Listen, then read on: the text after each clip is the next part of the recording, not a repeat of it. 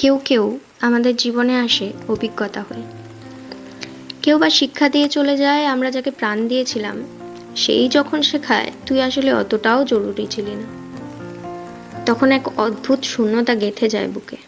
আজ তেমনই এক গল্প শুনি, একজন অপ্রয়োজনীয় ভালোবাসার।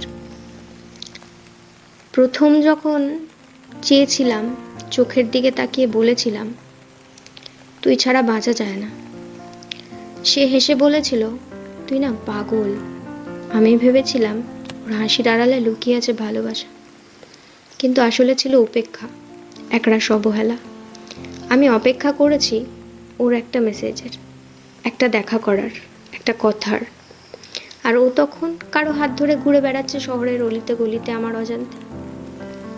আমি যখন তার জন্য শপথ করেছিলাম চাঁদের নিচে, সে তখন অন্য কাউকে নিয়ে তার আজটা সাজাচ্ছিল। জানিস, ও শিখিয়েছে কি করে চুপ থাকতে হয় যখন বুকটা ফেটে কান্না আসে। শিখিয়েছিল সবটুকু দিয়েও কাউকে পাওয়া যায় না। আজ আর কাউকে বিশ্বাস করতে পারি না, কিন্তু এই না পাওয়াটাই আমাকে আমার মতো করে গড়ে দিয়েছে।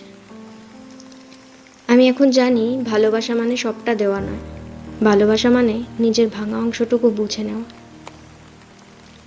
আমি আজ আর তোমার খোঁজ রাখি না, কারণ যাকে সবচেয়ে প্রয়োজন ছিল সেই শিখিয়েছে আমি না থাকলেও তার কিচ্ছু যায় আসে না। তাই আজ আর আমি অপেক্ষা করি না, আমি শুধু প্রতিদিন একটু একটু করে নিজেকে ফিরে পাই, নিজের জন্য বাঁচি আর বিশ্বাস করি যে সত্যি চায় সে হারায় না, কখনো হারায় না।